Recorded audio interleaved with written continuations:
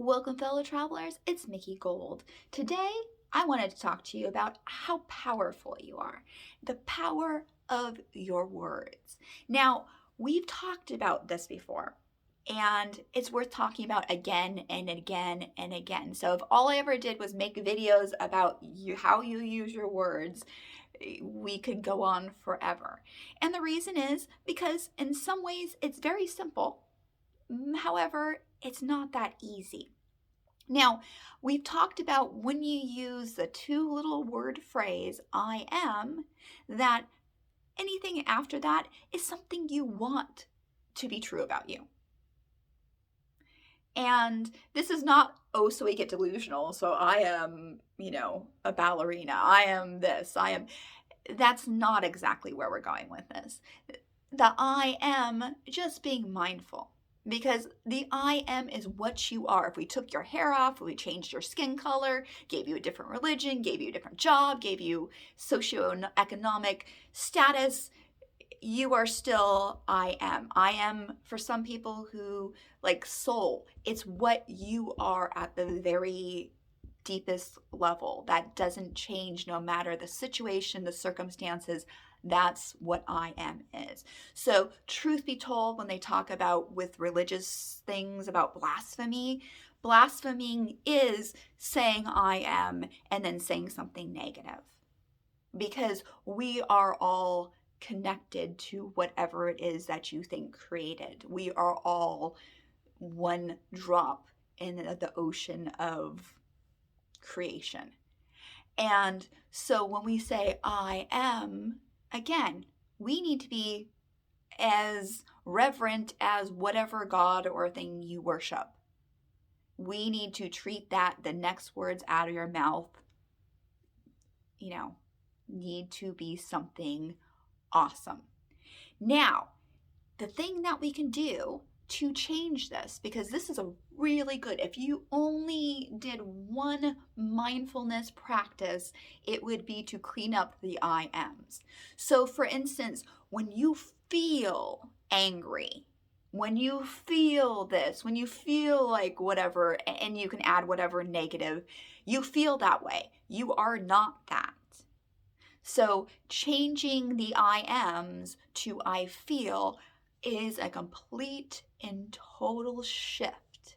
And the reason I'm talking about this today is yesterday I read an article on ableism. And ableism is when you use derogatory terms for disabled people. Now, and what it was normal terms that we use in our everyday life that we don't think about being negative towards people with disabilities.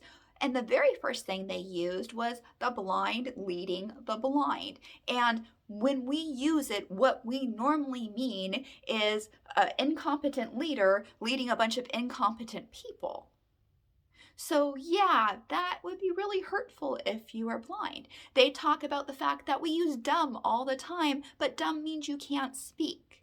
Lame, but lame means you can't walk. People use terms like my OCD. I've got this cleaning OCD. Unless you're diagnosed with OCD, you do not have a cleaning OCD. You are just anal about cleaning, maybe. The thing too about, and anal is actually a term in child development. There's different stages of child development, so it's not having anything to do with, just in case. But anyways, the things, or for instance, people will say, I really ADHD today or ADD today, and it's like, no, you're really unfocused unless you're diagnosed with ADD or ADHD. So they had a whole list of things, and then at the end of this thing, they gave you stuff you could use instead to insult yourself. And what I would suggest is dropping all of those. So you change the I am first to I feel when it's something negative, and then we start going through just like a garden and weeding stuff out so that we can have what we want in our life, that we can have that peace. Because until we have that peace inside of ourselves, we're never going to see peace outside of ourselves. We look at wars going on in the world and we're like, how can they be like this? How can they why can't they just have peace? Well, can we do it? If we're saying negative things about ourselves, no, we can't. We're at war inside of ourselves. When we point a finger at someone else and say, you blah, blah, blah, don't forget you got 3 pointing back at you. And your subconscious mind, again, does not know the difference between talking bad about someone else and talking bad about ourselves. And that's the work. This is the mindfulness practice. We go to yoga, we go to meditation groups, we go to a hypnotherapist, all these different things for mindfulness, for this and that. However, it's simple. There's, Thich Nhat Hanh, who he has little simple, just like when your foot hits the ground, you think of this. When like little tiny things we can do in our day. We don't have to sit on a cushion for 20 minutes and be quiet and, chant Om or anything like that. We literally can take this into our everyday life and make it useful. When I teach my yoga classes, I always make sure that people understand what we're doing. If I give them a cue for a pose, I want them to understand how this translates into your daily life. I want people to understand that pulling your shoulder blades together lifts up your chest. And if you change that one little thing throughout your day, that's even more important than being on your mat. Yoga is great, but if you don't take it off your mat, if you don't take the little lessons, the little things on how to stand, how to sit, about breathing, those things, if you don't take them into your world, it's useless. And the same with meditation. People will sit there for 20 minutes and then go get in their car and be flipping people off and yelling and screaming at people, or, driving past the gas station and going, oh my gosh, blah, blah, blah, that sort of thing. So really being mindful, being in our practice is really, really simple. Again, not easy. So again, changing I am to I feel, and again, unless it's something super awesome, and being mindful of the negative words we use. It's really not that important what we think things mean. If it's a symbol, for instance, if I had a religion, the closest religion I would have, the closest thing to a religion I think I would follow is Buddhism. Now, in Buddhism, they use a swastika.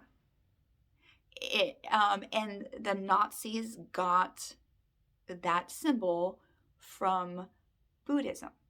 Now, no matter how lovely a statue is, no matter how wonderful and beautiful something is, because of the Nazis using the swastika, because that energy towards that symbol, I no longer would like to have a swastika. And it's no problem for me to not own a little Buddha statue without the swastika or that sort of thing, because I do not want to be plugged in to that energy of things. And that's a whole deeper, things have symbolisms and we have energy attached to that.